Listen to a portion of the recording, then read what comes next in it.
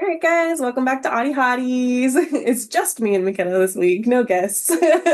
Back to our usual. Back to our usual. And today we are going to be talking about some early pioneers because I realized that I don't really know anything about history of autism or ADHD, like where things came from. And Yeah. I came across one person talking about the origin of the word neurodiversity a few episodes ago. Mhm. And then I was like, oh, there's like people behind all this stuff. There's a whole What's world. the whole world? Something happened in the past. What do you know? I love it. Yeah, so that's what we're covering today. Here we go.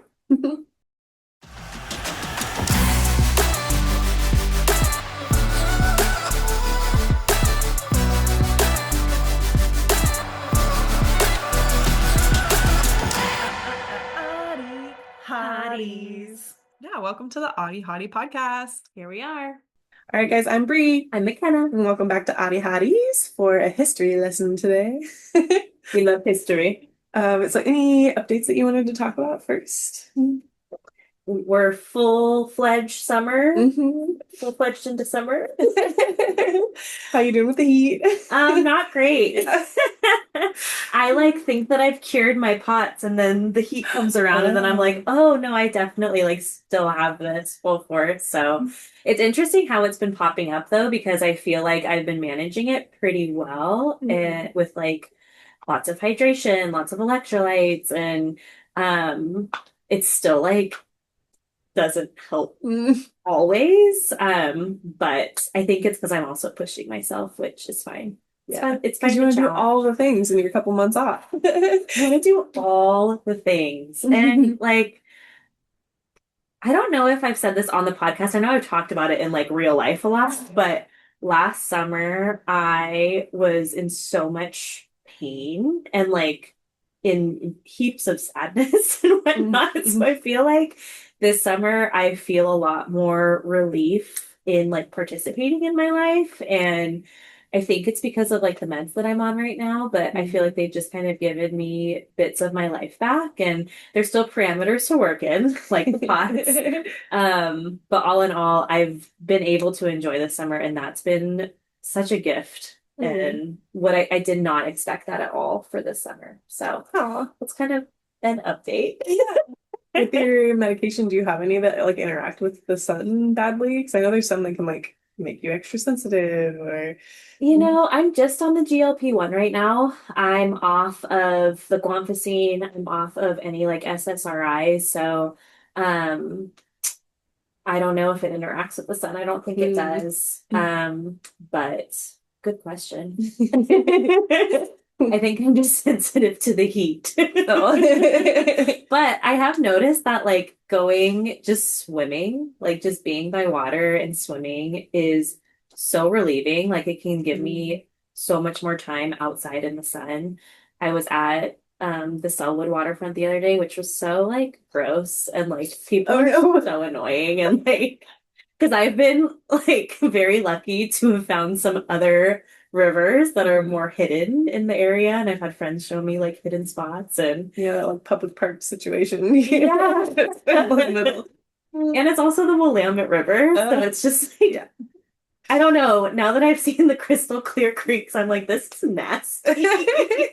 But anyway, went down there and it was 95 degrees outside, and every 10 minutes I would just jump in the water and then jump back out, and it felt very regulating. Actually, that is something that I'll bring to the podcast is I feel like being in water and being able to be out in nature, I have felt so regulated the last 4 weeks-ish, which Was great. is great. I shouldn't I think that we should all just get to play in the sun Oh. and in nature and not work. I know I'm a little jealous because McKenna works for the school system. She gets Yes. the actual summer. But you work for a school system too Yeah. that has a very I get fun a lot of schedule. gaps, but just not a big huge one all in a row. Grass is greener. Yep.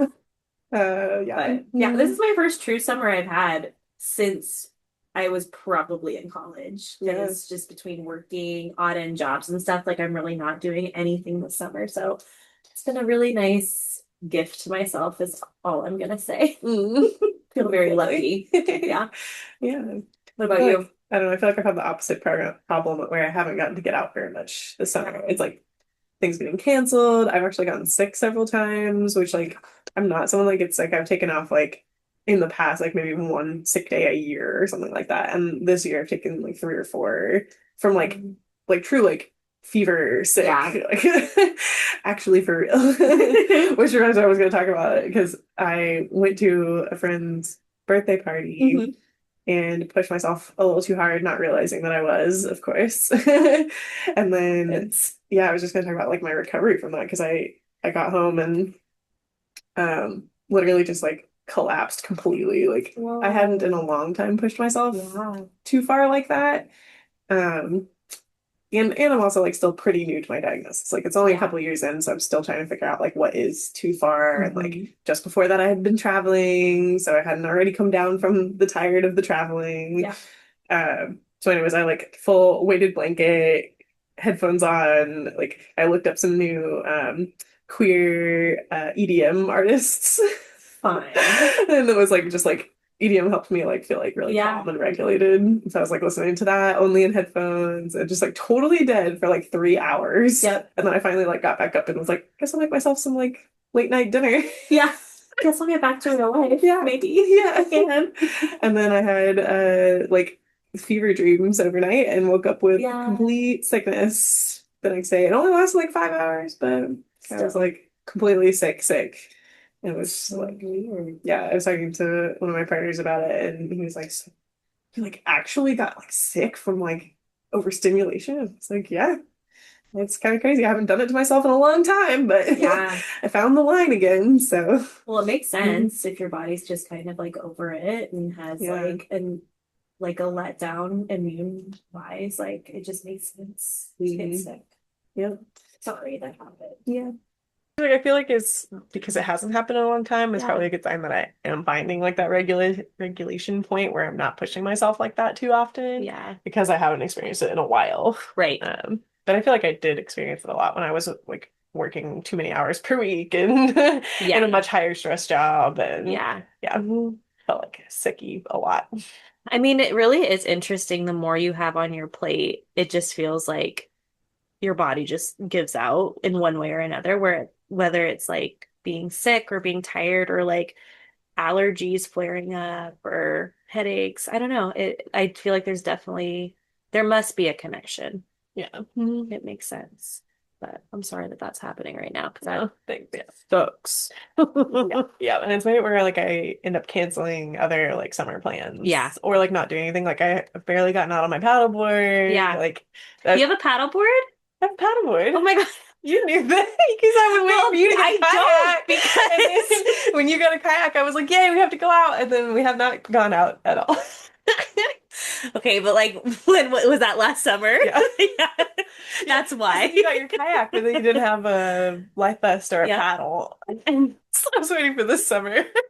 I got both of So those. we need to go out. So Next adventure, yeah. 75% off. Would love to go. Although I haven't taken my kayak yet out. Whoa, I haven't taken my kayak out yet Hmm. because I need to test the thingies you gave me, Oh, yeah, the strap, yeah, tie downs. the tie downs. There's a better word for them, I but I don't can't know. remember right now. Ratchet straps. They're ratchet straps. They're automatic ratchet straps that are supposed to zip it in. I'm so excited to use them. I got some for myself and I haven't tried them either, so I know how to use traditional ones, but I haven't done these ones yet. Well, and like I'm just scared that it's all that I'm gonna do that wrong, like ratchet it down wrong, and then it's just gonna like fly out the back, and then I'm gonna be like, well, there's a kayak on the side of the road, and that's all. I'm Bye. really always so scared of that too. Like I tested 100 Yeah. times and then I open my sunroof so that I can see and it's on top and it's okay. Good idea. Yeah. Great idea. Yeah. So I have gone out stand-up paddle boarding quite a bit actually because my friend has an extra one. Oh, So nice. and she has like the pump to blow it up. So we're not Yeah, I like got the car pump. I did it like two times by manual pump. I was so exhausted. I was like, I'm no. never gonna go paddleboarding if this is what I have to do. Nope. I almost left it inflated too. I was like, maybe I'll Yeah. just strap it on the top of my car, Right. fully inflated. And then it would really fly off. Yeah, literally just like a wing. Yeah. The aerodynamics of those things are hilarious. I feel like if you catch a certain amount of wind, it like feels like it almost is gonna like blow you off. It's like, okay, I'm trying. Yeah. But let's go. Yeah. Let's try and go like once before summer ends. I feel like that's a very like tangible, easy, breezy goal. Yeah. I like Yeah, that'd be great. that. Let's do it. Let's work with us, not against us. All right, enough of the chitter chatter. Enough of the chitter chatter. Oh, it's my favorite part. So today we're talking about history things. So I wanted to see what your thoughts were. So I've got like a history for autism and Cool. history for ADHD. Hmm. Would it make more sense to do them like kind of tandem where the years are like kind of at the same time? Yeah, like Or chronologically. yeah, or like autism first and then ADHD or Let's do chronolog. Chron chronological. I said it great the first time. Chronologically. Chronologically, yes. Yes. Okay, Would sounds love good. love to hear. Let me get in my history absorption zone. Okay. Close my And eyes. scene. I'm a student. I am a student. I'll do like that one episode where I told you you can just like lay back and not do anything, and then you were immediately like upright, like, well, let me tell you about it. Fired up. If I know. Advocacy. All right, so we're starting in the ancient times. I'm so excited. What constitutes as the ancient The times? ancient times. Well, for the autism side, there's like theories going all the way back to like pre-text Mm, time, but then ADHD really starts around like the 1775 range. fascinating. So we'll start with autism Oh, because I'm they're a so little excited. older. So some people believe that European stories of changelings. Have you heard about them before? Nope. Okay. So You're gonna learn basically, really quick that I don't remember a lot of history. love But it. I'll sit here and pretend to listen. Okay. So changelings were basically believed to be children that were swapped out with, it was usually believed that the fairies were doing that. So they swapped Interesting. out your child, took your child, and then placed a like fake child in place of them. Mm. And usually that was said when it was like a bad baby. Like they were like really upset or like having a hard time or like naughty children or something. And they would just say like, oh, they're changelings. That's Yeah. terrible. Oh, poor But guys. people really believed in like the fairies in that time frame. Yes. Um, I still believe in fairies. yeah. Do you believe they're evil or good though? Good. Okay. And I believe that they're not what we think they are. Mm, Hmm. okay. Yeah. Well, in these ones, they were they were believing that like maybe they were observations of children with autistic traits. They were then being called this because they were described as being like unresponsive, lacking affection, and or not speaking or crying. Yeah. So that was kind of an early one. And then moving on, there was some ancient texts in different civilizations that gave a little more glimpses into behavior that sounds similar to autistic experience. So like some ancient Indian texts, such as the Atharvaveda. It's not one I've heard of before. In 1500 BC, described behaviors that resembled autism. And then there's also some similar references in ancient Chinese and Greek literature. And then that one text also described a condition called Unmada, which encompassed symptoms that sounded like autism. Hmm. In ancient Egypt, there was the Edwin Smith papyrus that was found in like 1600-ish that also mentions a disorder characterized by social withdrawal and communication difficulties. So all of the Wild. Egyptian. I mean, I believe it. Yeah, You know, there has it's existed forever, it's I'm existed, sure. yes. Yeah. Yeah. And then skipping on to the ADHD side in the 1700s, 1775, there was a German physician who wrote a text that contained a description of ADHD-like behaviors. Their name was Melchior Adam Weikard. It's possibly the first ever description in medical literature. Wow. He also described treatment and said, like, the inattentive person is to be separated from the noise or any other objects. He is to be kept solitary in the dark when he is too active. Oh dear. The easily agile fibers are to be fixated by rubbing, cold baths, steel powder, cinchona, mineral waters, horseback riding, and gymnastic exercise. I mean, It's like Regulating 50-50. activities, Yeah, though. I'm like, that's 50-50 on like accurate things. But like as punishment, I'm you do not those sure, things. yeah. It's so Mm, confusing. mhm. And then 1798, still on the ADHD side, we had Sir Alexander Crichton. And he had the first example of a disorder that appears to be similar to ADHD. He was a Scottish physician. And he said it was the incapacity of attending with a necessary degree of constancy to any one object. Pretty solid definition. Yeah, I love the old speech. Like that Yeah. is so like I'm like trying to connect like what it means in my brain. One time I tried to go back and read some of the like high school like literary texts. Yeah. I was having such a hard time at first because I was like, I gotta speak a different language for this. Like I know. It's so true. Thy autism. Autism. And they speak in so much like innuendo and like secondary meaning. So it's really hard to like catch everything. It's so true. It really is another language, I feel like. Or I don't know if it would constitute as another language or like another dialect. Probably Mhm. more language. Yeah, I we don't write know. much more like straightforward nowadays in books than we did back then. Yes, Mm. a lot more fluffer words.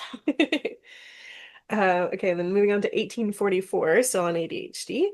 There's a psychiatrist. I've combined two words together. I'm not sure if they're a physiatrist or a psychologist. It could have been either. Um, Henrik Hoffman, and he created some illustrations for children's stories with a character called Fidgety Phil. Cute. And it was like the first representation of like ADHD in a children's book. Love that. Yeah. I think they were a little disturbing if you look at the images Okay. because cartoons of this time frame were quite weird. Interesting. All right, so moving up to the 1900s, we're getting a little closer to modern history here.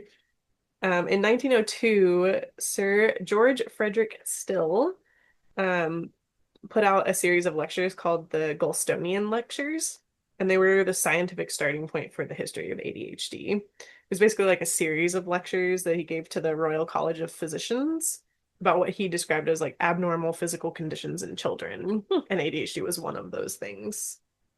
Interesting that it would be physical. Yeah. Yeah.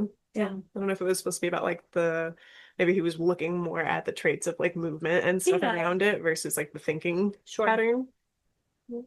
And then on the autistic side, in 1908, there was a psychiatrist named Eugen Bleuler.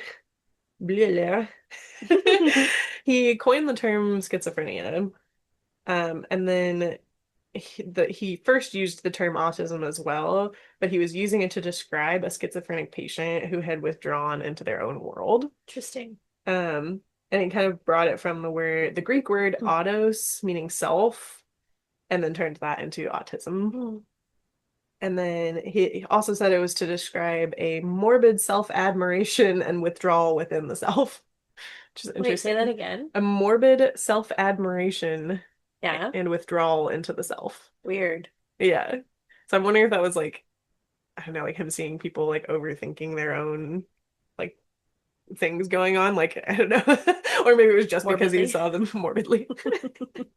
But because you saw him what? Or just because he saw them like being really internal and not like being as extroverted and external. I don't know. Yeah, that's super interesting. Yeah. Huh.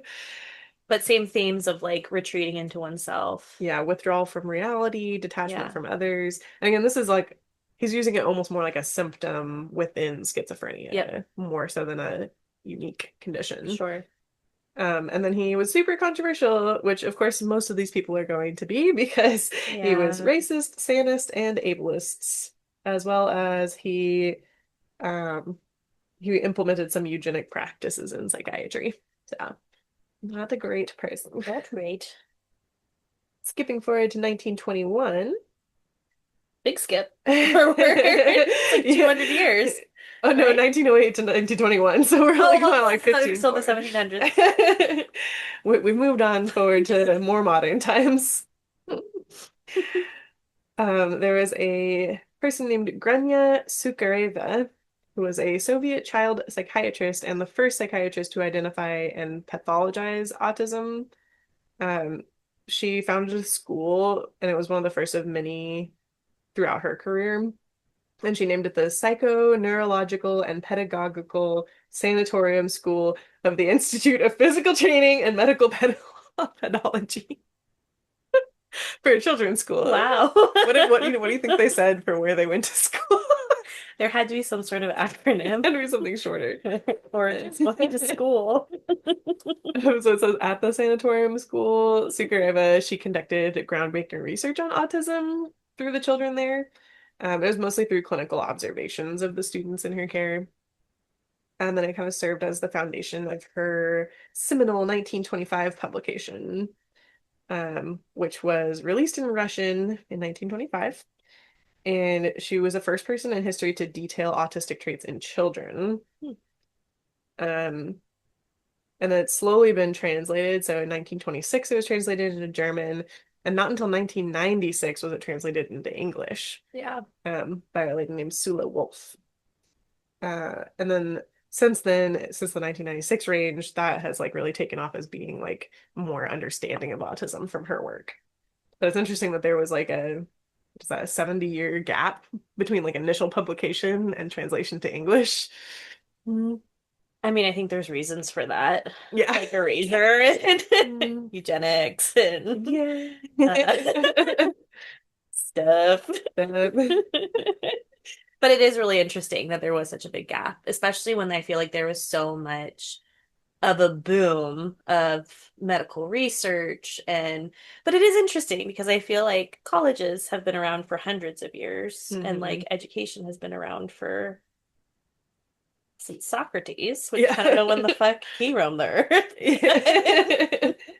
I just feel like, yeah, I wonder how much of autism and ADHD has been like passed down by like either word of mouth or observations without actually like being researched or like paid Mhm. attention to, and why that would be. I mean, Mhm. I'd assume it is because it is an othering, Yeah. but it is Well, I wonder if like interesting. early on if they just assumed it was kind of like a personality type Yeah, thing. And it sounds like they totally. lumped it in kind of with schizophrenia and stuff because they didn't really understand the differences there Yeah. until our later research. Yeah.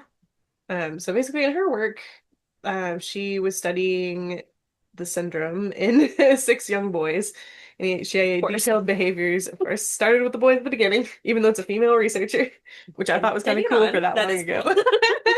We'll give her that. We'll give her that.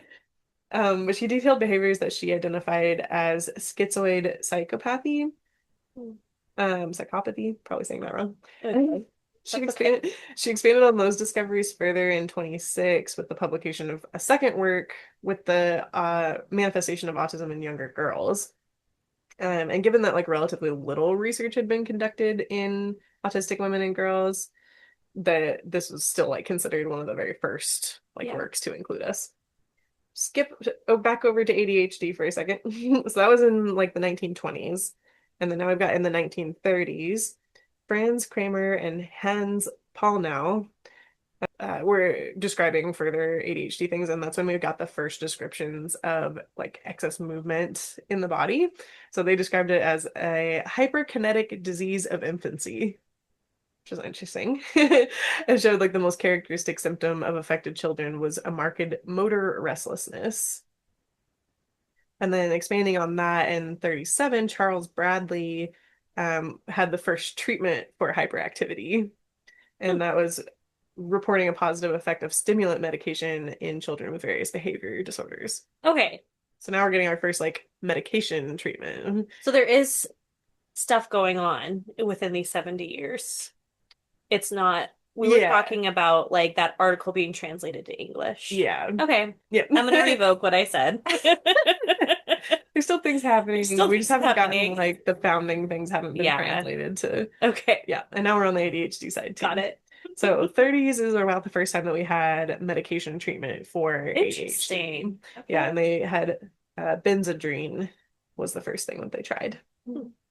Okay, so that was the 30s. And then in the 40s, we had Leo Kanner, who was an American child psychiatrist who studied 11 children. We're on the autism side again.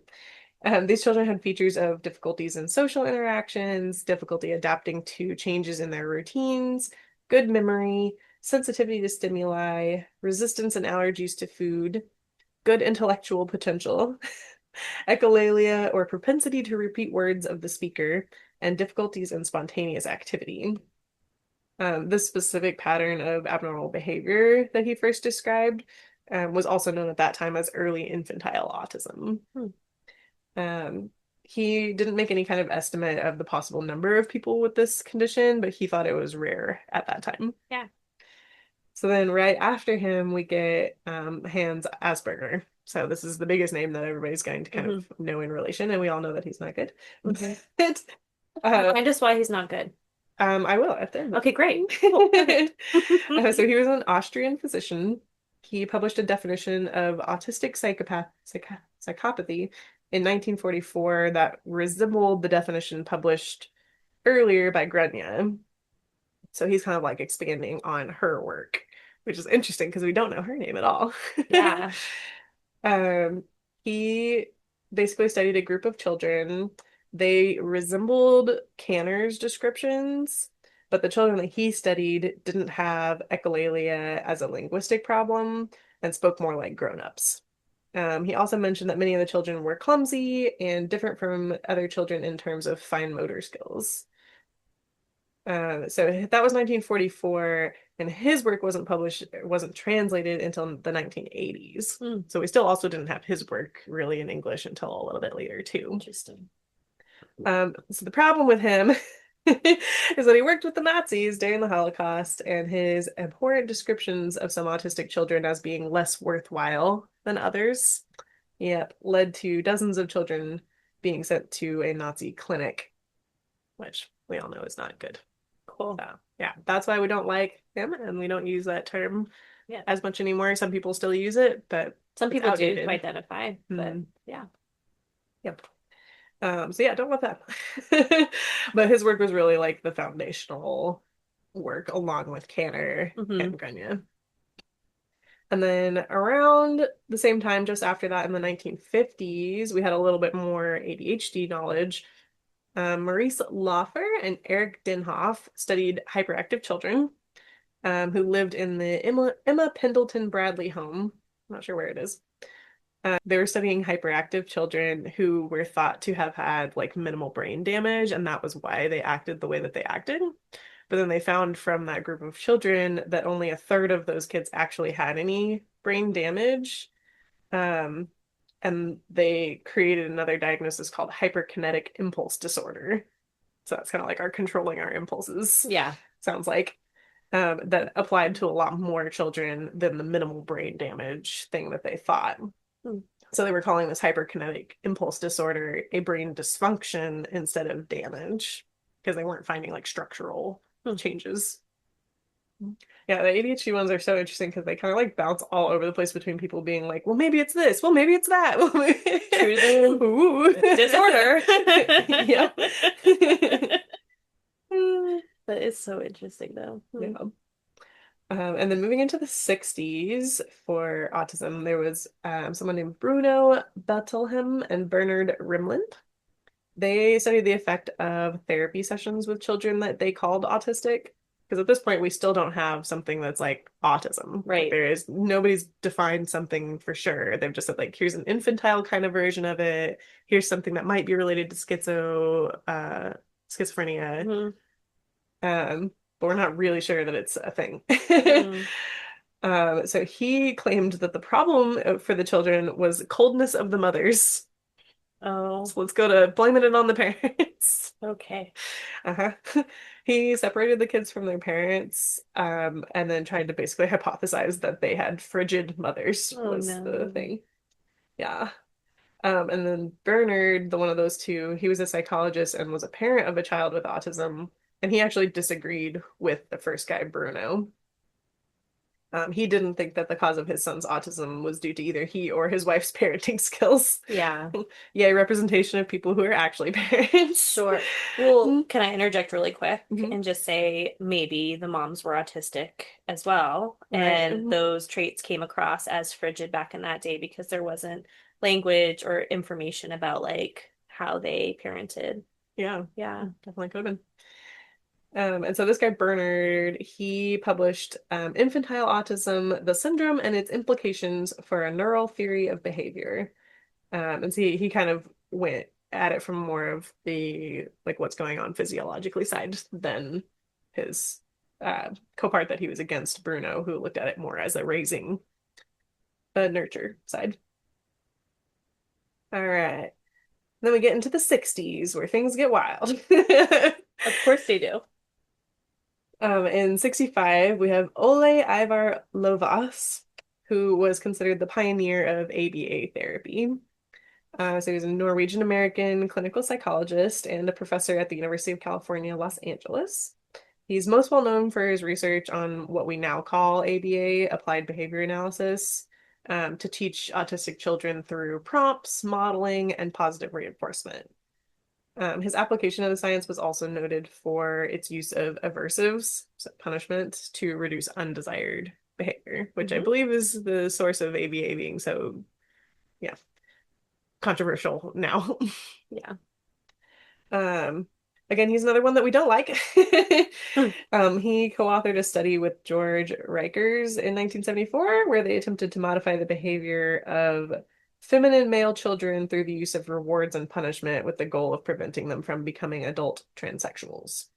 Oh, Hmm. wow. Yeah, that's a deep one, right? We don't like him. Okay. Yeah, so he's pretty much anti-gay, anti-everything. Trans. Yep. Mhm. Uh, Interesting that there's like intersectionality talked about in the 60s though between trans and neurodivergence because we know that that correlation is high. So yeah. maybe that's another reason why there hasn't been a lot of research put Yeah. in. They're too busy trying to cure things, Yeah. being Exterminate LGBTQ. us. Jesus Christ. Uh-huh. So a lot of these people are very messy. Yeah. But also in the 1960s, we had the first diagnosis of ADHD in the DSM. So Mm. it was the DSM-2 in 1968, and it called it hyperkinetic reaction of childhood, but it basically had the similar description to what we have now. These names are cracking me up. Okay, so then in 1970s, so we had Hans Asperger back then, but he didn't actually call it anything related to his name.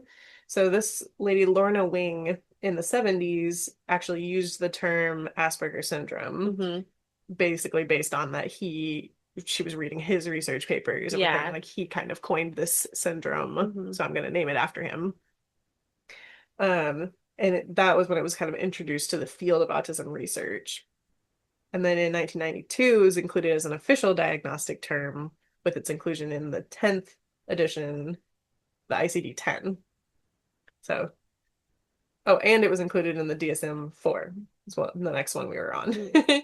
Keeping track of when the DSMs all came out is kind of weird because there's no real like schedule.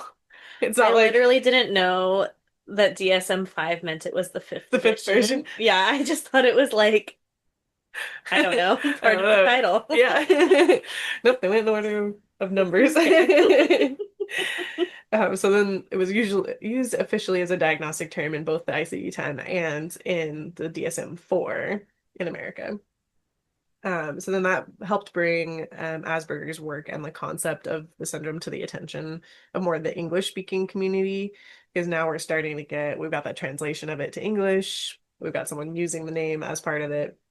And then Lorna actually also introduced the autism spectrum idea, Yeah. and also conceptualized a triad of impairments that included social interaction, communication, and imagination. Yep. Yeah. She was also actually a really strong advocate for individuals with autism and their families, and she co-founded the National Autistic Society in the Hmm. UK. Very cool. Yeah. Her name sounds familiar. I think I read some of her research in grad school. Mm, makes sense. She lived 1928 to 2014. Wow. So, yeah. That's a long life. Yeah. Mm. Cool. Okay, so now we're in the 1980s. So in the 80s, we're kind of going backwards to the DSM-3 for a second. The DSM-3 for autism included a differentiation between schizophrenia and autism finally. So like they had been kind of combined as like in the same category, and now they're finally separated. And then autism was under the pervasive developmental disorder classification. So that's where they put it. And then 1987 DSM-3, we get attention deficit disorder with Oh, and without hyperactivity. there you go. Yeah, so 1987 we finally get like the real name, the ADD portion at least. Yeah. All right, and then in 85, Dame Uta Frith, she wrote the Theory of Mind Deficit of Autism, and basically hypothesized, does the autistic child have a theory of mind, which proposed that people with autism have specific difficulties understanding other people's beliefs and desires. I'm not really sure like what a theory of mind is, but I, like that makes sense. Like I'm trying to understand other people's beliefs and Yeah. desires came into it. She also translated Asperger's 1944 treatise, which was basically like further information on his original research. And then she pioneered a lot of the current research into autism and dyslexia also. And she wrote a book called Autism: Explaining the Enigma, which introduced like cognitive neuroscience and autism together. Yeah. Right. And then 1986, we get kind of our first big, well-known person who has autism. We get Temple Grandin, Hmm. an American academic, inventor, and ethologist.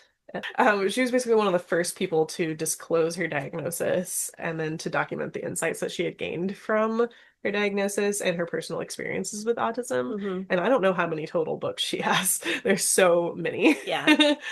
But her first book was in 1986, called Emergence, Labeled Autistic. Yeah. If you haven't read any of their books, there are a ton of them. Da, da, da. She also actually did research articles too, specifically on the handling of beef cattle, um, and was one of the first scientists to report on animals being sensitive to visual distractions and other stimuli like shadows, dangling things in the environment, and like That's environmental surroundings. In 2010, she was named on the Time 100 list of the 100 most influential people in the world in the heroes category. I believe it. Yeah. All right. And then 93, we've got Christopher Gilberg. He developed specific criteria for diagnosing Asperger's syndrome. So he's focusing on language development, social interactions, and repetitive behaviors. Starting to sound a lot more like our current diagnostic criteria, finally. Yeah. And then he also did a lot of research encompassing other neurodevelopmental disorders, including ADHD, learning disabilities, and motor disorders. Hmm. And then 1993, I don't have anything specific about them in general, but 1993 is when Stephen Ehlers comes into the picture and like Oh, part of Ehlers-Danlos syndrome. And it he all was, connects. yep, it all connects. 94, we get the DSM-4 that we talked about. Um, in this one, they also reclassified it as a spectrum disorder instead of being under the pervasive developmental disorder. So now we're under a spectrum disorder. And then it also included some subcategories that included Asperger's disorder and childhood disintegrative disorder. So those things were kind of lumped in together with like as subcategories of autism finally. And then for ADHD in the DSM-4, we get ADD and attention deficit hyperactivity disorder, ADHD separated.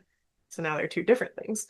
And then they also updated that in 2000 and added three different types. So that was where we got combined type ADHD, predominantly inattentive type, and predominantly hyperactive impulsive type. So 94, we get the differentiation between those three. Oh, that's We were like cool. babies. Yeah. I Yeah. don't know. I guess it's funny because like I'm thinking about it and I'm like, I didn't realize that like yes, historically that is very recent. Mhm. And at the same time, like I thought it was more recent, like within the last like 10 years that it's been that specific. So it's nice to know that it has had like what 30-ish years. I can't remember how old I am. I know someone asked me how old I was the other day, and I almost said the wrong thing. But it's interesting just to think Mhm. about being in this day and age and like I don't know, if we would have been born like 50 years earlier, there Right. wouldn't have been any language for what Yeah. we're experiencing. So it's interesting, to Yeah. say the least. Okay, so we're in the 90s now. In the 90s. 96-ish. Sula Wolf, who you might recognize from, she helped translate some of the previous publications into English. She was amongst the first in her field to identify and define characteristics of children on the autism spectrum and establish the genetic component of the condition. So she studied children who had average or high ability, but who had difficulty with social interaction and didn't fit into the previous triads of impairment. And these children represent the most subtle end of the spectrum. Hmm. The majority become independent as adults, many marry, and some display exceptional gifts, was kind of where she was studying. And then she found that those children often have a difficult time at school and need recognition, understanding, and acceptance from their parents and teachers. And then she recommended that they have a similar approach to teaching them as is recommended for children with Asperger syndrome, and high functioning autism, as it was then called. Right. And then we also had in the 1990s Jim Sinclair. Um, they are an American autistic activist and writer, and they're credited as the first person to communicate the autistic rights perspective. Hmm.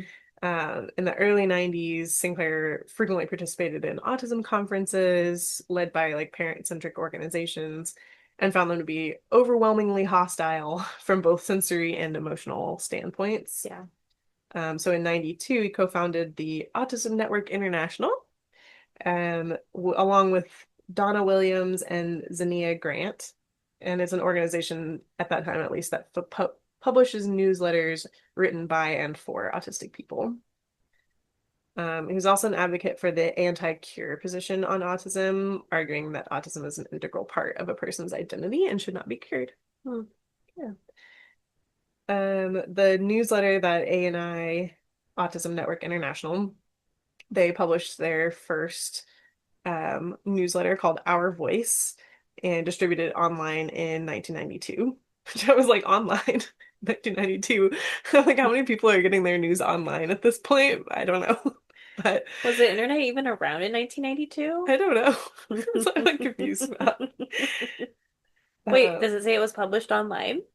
Distributed online, November 1992. You know, Okay. might have to fact check that. Distributed by Distributed. mail, newsletters, physical, Yeah. by pigeons, By pigeons. By laden swallows. by owls. Owls. More believable than the internet in 1992. That group, the ANI, they also established a yearly retreat called the Aw Treat in 1996. I'm like, I want to go on this. Autry? Aw Treat. Like retreat, but they Autry. replaced it with like autism. Yeah, this sounds like the only thing that you've said so far that I want to be a part of. Yeah. It was a retreat and a conference held in the US specifically for autistic people and was held every year from 1996 to 2013. Let's bring it back. Let's bring it back. Oh, so one of their co-founders, Donna Williams, aka Donna Samuel or Polly Samuel or Donna Keene, they had that many names, was Love an them. Australian writer, artist, singer-songwriter, screenwriter, and sculptor. Full life. Yeah. Um, in 1965, at age 2, they were assessed as psychotic. And during the rest of her childhood, she was tested multiple times for deafness, labeled as disturbed. And then in 1991, she was finally diagnosed as autistic and also underwent treatment for gut, immune system, and sensory perceptual disorders. She's written 4 memoirs, which I'm interested in finding and reading. Yeah. Book She's club. got Book Club, The Extraordinary Autobiography of an Autistic Girl, Somebody Somewhere, Breaking Free of the World from the World of Autism, like Color to the Blind, Soul Searching and Soul Finding, and Everyday Heaven, Journeys Beyond the Stereotypes of Autism. She also released two albums, one called Nobody Nowhere and one called Mutation. And I'm very curious about what these sounded I wonder if like. she's on Spotify. Yeah. She was also the subject of several TV documentaries in the 90s. So this person did a lot of different Oh, things. And then she also went on to write textbooks on the autism spectrum and was a qualified teacher, international public speaker, and autism consultant. she sounds so cool. What Yeah. was her name again? Dolly? Uh, Dolly? Donna Donna? Williams or Donna Keene was. It's on Spotify. Okay, you gonna play it for us? Sure. All right, this is Nobody Nowhere. It's beautiful. I love it so much. Sometimes you don't think about it, it's something that happens and you can't run away and then sometimes when you don't think about it, it can really hurt. If you can't make a stand, so you're hiding the words. You put on the paper, see to the faces you don't know you're there, and then you're hiding the music where there's no danger on you. See to the face. I love that line. Did you hear that? Yeah, Oh, that was cool. okay. All right, we're posting New that one for you to album. listen to. Donna Williams are about to be in my Spotify Wrapped. Love. So fun. Okay, so in 1997, we have Judy Singer, who's an Australian sociologist, and this is the Yeah. person that originally kicked off me wanting to learn about the history parts. Yes. Because they originally coined the term neurodiversity Yes. as a middle ground between the two dominating models of disability, the medical model and the social model. And she dismissed both of them as being insufficient to capture the solution and cause of disability.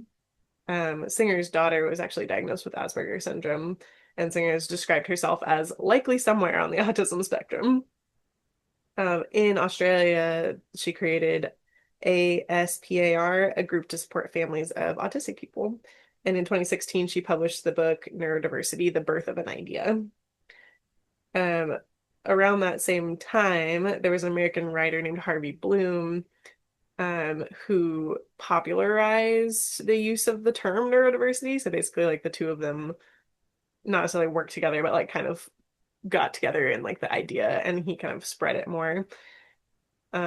She originally published it in her article, and then he followed it up in another article the next year in the Atlantic. Did he cite her? I think so. I don't know. It sounded like they like kind of like worked in tandem. Okay. About to stick up for you, Judy. He also was a member of this group called INLV, InLive, an email list that was an online community for individuals on the autism spectrum, ADHD, dyslexia, and dyscalculia. And he basically said that the group was embracing neurological pluralism. And he basically defined that as referring to the acceptance and value of diverse neurological profiles and ways of experiencing the world. And kind of was the first to acknowledge that there are a lot of different, like, human diversity within the range of neurodiversity. And looked at them as like not necessarily deficits, but rather like perspective. Yeah. That. So because his writings were in the Atlantic, that's a much bigger newspaper and a bigger publication in general than the like research articles that other people were putting out. More access to. Yeah. More popularized. All right. And then in 1998, we get Trouble. Trouble a Brewing. Trouble, trouble, trouble. Andrew Wakefield and his co-authors published a paper that suggested a link between the MMR vaccine and autism. Oh no. Uh-huh. I didn't know He this was- was the trouble. Yep. He was a GI doctor Uh, at the Royal Free Hospital in London, which was a super well-known hospital. And he published the paper in The Lancet, which is a prestigious journal. And the study looked at 12 children, 8 of whom the parents reported developing autism. how many? 8 of them. Yeah. Yeah. Who developed autism after getting the MMR vaccine. And the study was described as being a consecutive case series, but it wasn't even really that because there was no control group or control period. Um, and even a case series can't tell you like whether one thing causes another thing. It's Yeah. just a descriptive study, basically. Hmm. But once the paper was published, he got a lot of press, and basically told people that he had shown that vaccines had caused autism, which again, the study couldn't even do. It was retracted. This paper was retracted in 2010, finally, due to Hear that? scientific misrepresentation and ethical violations. Mhm. So luckily, we have disproven that like 100 times over since then, but it stuck so hard because this guy was so popular at the Yeah, time. super sticky. Yeah. And there's lots of like autism groups that also like perpetuate this Yeah. rhetoric Mhm. still to this day. Yeah, well, and they tried to study other things around it, like basically to rule that out of saying like, okay, well maybe it was in I think there was like a material that was used in a lot of different vaccines Mm, at the time. So they were saying like maybe this ingredient that's in all these different ones yeah. could be causing some of this, or yeah. But it also was mostly just exposure because that's when kids are getting diagnosed and like showing signs and symptoms, and they also get a lot of vaccines in that Yep. time frame. So Yep. yep. So 2004, Michelle Dawson is a Canadian autism researcher. She's diagnosed herself sometime in the 90s. And then she wrote a paper challenging the ethical and scientific foundations of ABA, and also challenged the medical necessity of ABA for people with autism in one. And then we've got in 2007, Ari Neiman, who was the founder of the Autistic Self-Advocacy Network and was the first autistic person to serve on the National Council on Disability and the Senate. Cool. Yeah. That's Mhm. awesome. They were a public member of the Interagency Autism Coordinating Committee and a board member of TASH, the Association for the Severely Handicapped. I think mine was Basically, it's better. an international advocacy association for people with disabilities, their family members, and advocates. Cool. Served on that. He was also vice chair of the New Jersey Adults with Autism Task Force and served on the New Jersey Special Education Review Committee. And then he co-founded in 2014 MySupport, which is a technology platform that enables people with disabilities to find and hire support workers. Cool. Yeah. All right, so 2013, we get the DSM-5, which is our current one. Fifth It's wild edition. to think of where we were in 2013. Like this Mhm. is midway through college. Yeah. Yeah. Okay. Mhm. We're here. So DSM-5 finally removed Asperger's syndrome and combined it into autism spectrum Yep. disorder. So that's where like the elimination of that phrasing kind of is. So people that were diagnosed before then with like low support needs autism, they were usually called Asperger's syndrome. Got it. And then after that is when it was mostly removed. 2015 we got our first online character, Julia on Sesame Street. Oh, And then the last person that I really noted was Steve Silberman in 2015. He published Neurotribes, which is one of the first like really yeah. major I've books that one. that discusses autism rights and neurodiversity Mhm. movements. There's a lot of other researchers kind of along the way, of course, like those not just the only studies, because we know there's like a bajillion studies to find one Yeah. answer to something. Sure. But these are kind of the people I found as being like the founding of the first of something or Yeah. like the biggest studies, that kind of thing. Sure. So And it was have, really sorry, what were you gonna say? oh, it was really interesting how little there really is like on ADHD founders. There's like not like some big revolutionary studies that happened as much as there is with autism. Yeah. I have thoughts as to why. But, yeah, it is really interesting and just like hearing how it's only within education that this research and this information is like, and that's kind of a privilege to access in itself. So it's just interesting understanding like how are other people understanding like that their brain works differently or that like their child might be like might need some support in this way or whatnot. I just Yeah. wonder how people coped. Yeah, I mean, especially like way, way back when. Yeah. Mm. So But then it's also interesting to know like, is it, is there more research coming out now because the world that we've designed is less friendly to I was autistic just gonna experiences, say, then like say maybe like in Greece, yeah. like your daily life wasn't as overstimulating, wasn't as, I don't know, high Yeah. pressure, that kind of thing. Mm. It does feel like throughout the whole like rhetoric, it was very deficit based Mhm. and pathologizing. Um, and Until I we got into do, those like late yeah, 90s where people started talking about autism rights and like, exactly. yeah. Mhm. And I do wonder like that cultural component as well. I know that in Japanese there is a word for autism and it Hmm. means in their own time. Like Oh, that's literally what it translates over to. So that's beautiful. it is beautiful. I have a post that has like a bunch of different cultures and how they describe autism, and I don't Mm. have it like readily available, but I will try and find it and share it because Okay. it is really cool. And just I don't know, makes you wonder how well, it just makes you realize how different the world operates. Like we're not only in the US and part of the society and Yeah. anyway. And largely not in English. I know, it's so true. So true. Yeah.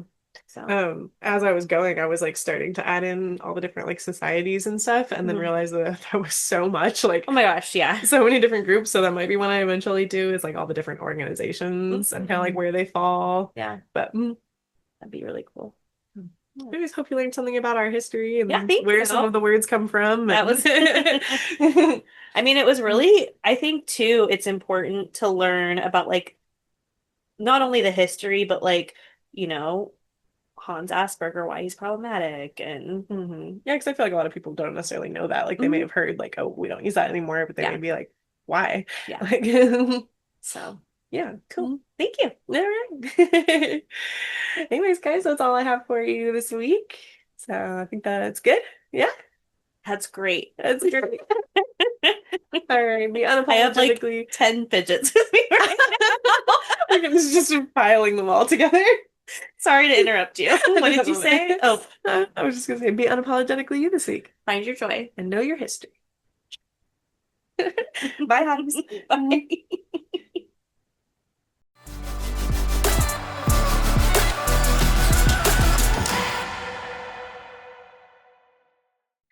Thanks for joining us this week. You can find us on Spotify, YouTube, and Apple Music. Please like, subscribe, and leave us a review. We could use some of those.